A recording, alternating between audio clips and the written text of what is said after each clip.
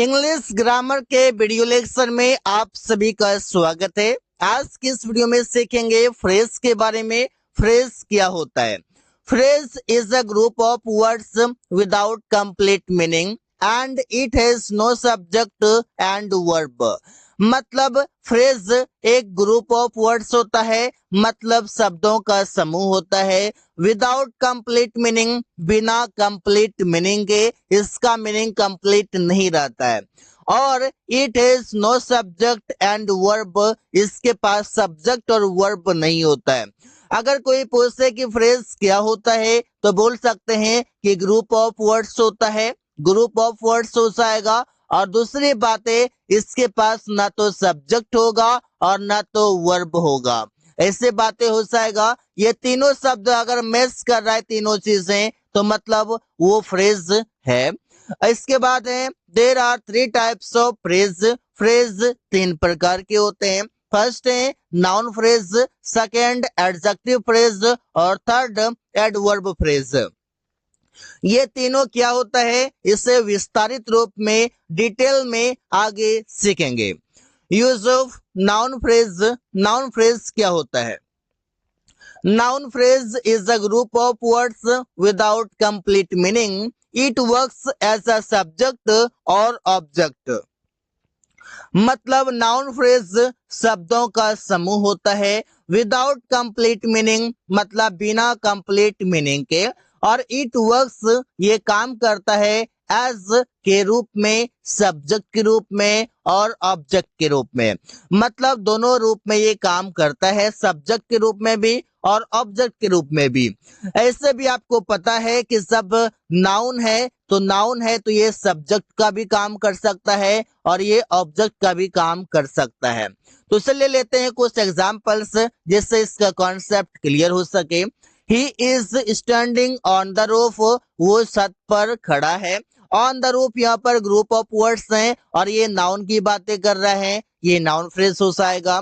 Rahul wrote a letter, Rahul ने एक पत्र लिखा। अब यहाँ पर अ लेटर भी ग्रुप ऑफ वर्ड्स हैं, ये भी नाउन फ्रेज हो जाएगा।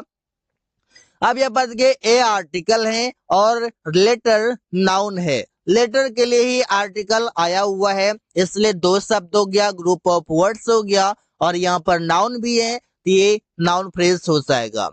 It is my favourite car, यह मेरा लोकप्रिय कार है। सॉरी, यह मेरा प्रिय कार है, यह मेरा पसंदीदा कार है। तो माई फेवरेट कार, ये तीनों शब्द मिलकर नाउन फ्रेज का काम करेगा, क्योंकि माई एडजेक्टिव है, फेवरेट भी एडजेक्टिव है और कार ये नाउन है। अब नाउन के बारे में जो बताए वो आपका एडजेक्टिव हो जाएगा, लेकिन यहाँ पर समझना है कि माई फेवरेट कार ये तीनों किसके लिए आया हुआ है? ये दोनों माई फेवरेट, ये दोनों नाउन के लिए आया हुआ है। जब नाउन ग्रुप ऑफ वर्ड्स में रहे, जब नाउन रहेगा तो उसे मॉडिफाई करने के लिए एडजेक्टिव भी होगा। तो यहाँ पर जब मिलकर रहे तो यहाँ पर हो जाएगा वो noun phrase. I have a very old house, मेरा बहुत पुराना घर है, या फिर मेरे पास बहुत पुराना घर है।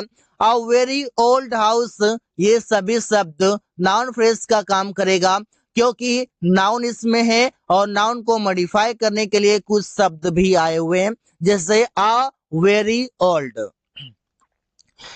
Her old car is good even now, उसकी पुरानी कार अभी भी ऐसा है। तो हर ओल्ड कार ये तीनों शब्द नाउन फ्रेज का काम करेगा और सेंटेंस में ये सब्जेक्ट है, ये सभी ऑब्जेक्ट हैं, ऐसा आपको समझना है। The tall man helped him, लंबे आदमी ने उसका मदद किया। किसने किया? लंबे आदमी ने किया। लंबे आदमी ने किया नाउन है और नाउन को मॉडिफाई करने के लिए एडजेक्टिव भी आए हुए हैं। तो इसे समझना है, जो नाउन को मॉडिफाई करे तो एडजेक्टिव होगा, लेकिन वहां पर नाउन भी है और जब नाउन है तो वहां पर वो हो जाएगा नाउन फ्रेज।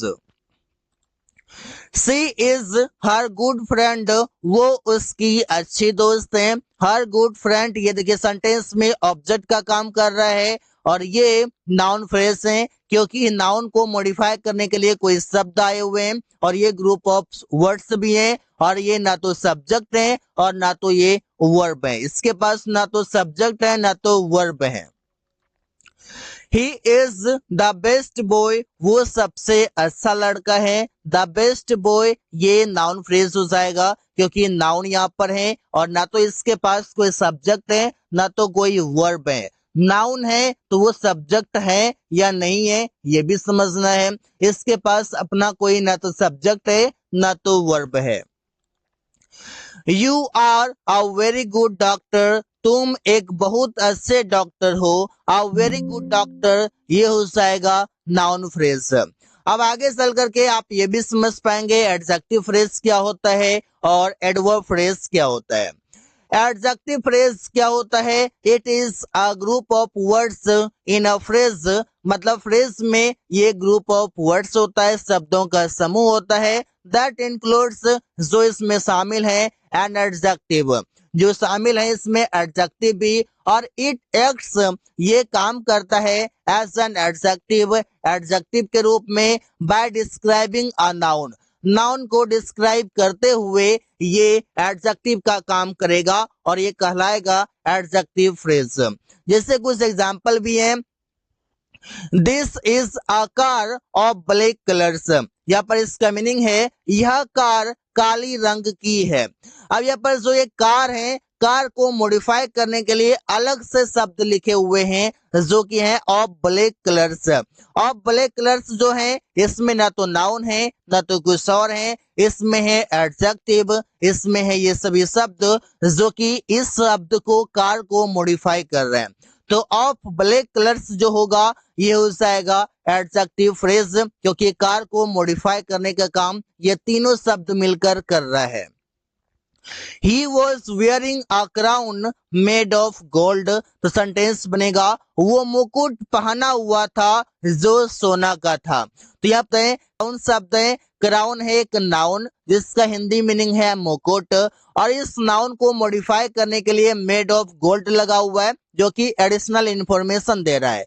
जब एडिशनल इंफॉर्मेशन दे तो वो हो जाएगा एडजेक्टिव, और यहाँ पर ये ग्रुप ऑफ वर्ड्स में है ये हो जाएगा एडजेक्टिव फ्रेज।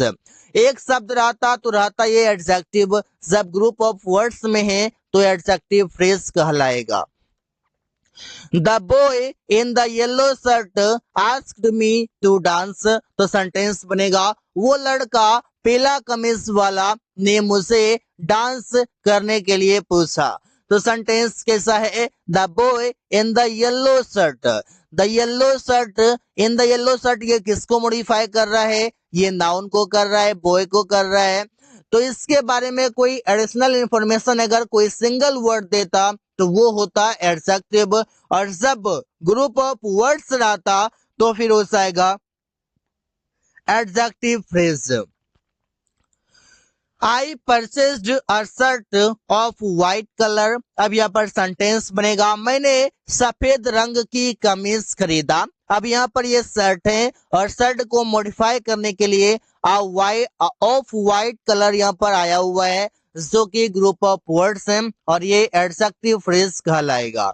अब आप इसमें से एक चीज तो आप समझ पा रहे हैं कि अधिकतर ये स्टार्ट जो होता है ये प्रीपोजिशन से आपका स्टार्ट हो जाएगा, जैसे कि ऑफ है, जैसे कि इन है, जैसे कि ऑफ है, ऐसे हो जाएगा। जब नाउन की विशेषता बताए ग्रुप ऑफ वर्ड्स तब वहां पर वो एडजेक्टिव फ्रेज का नाम आएगा।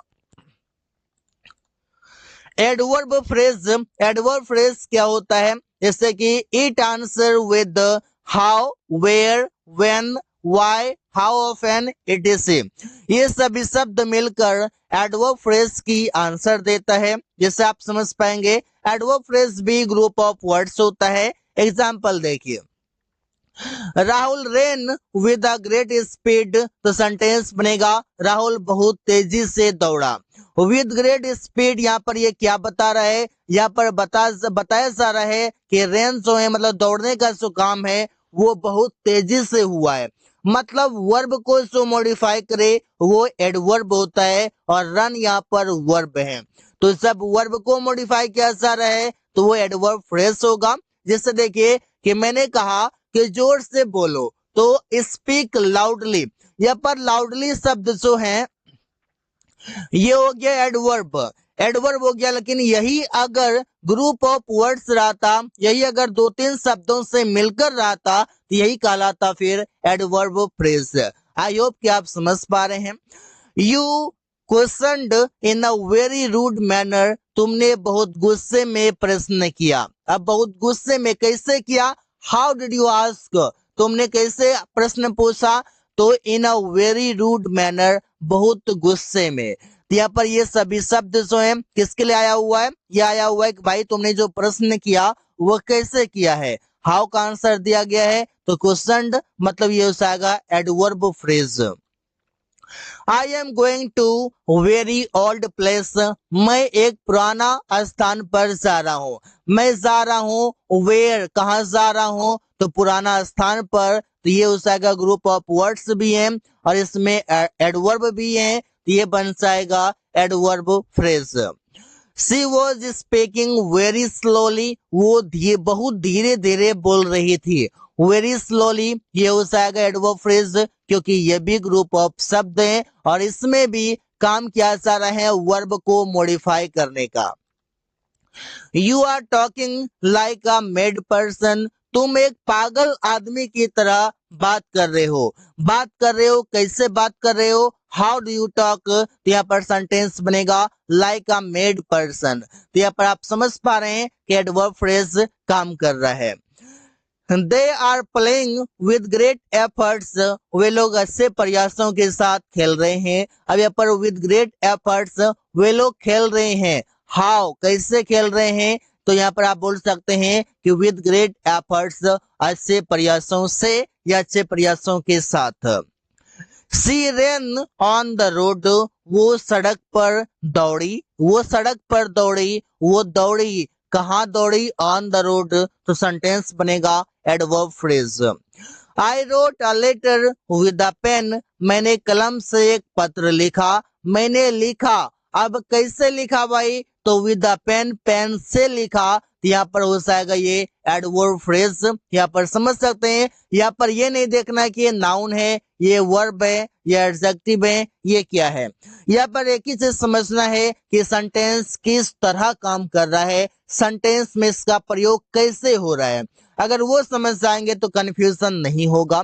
So guys, thanks for watching, that's all for today.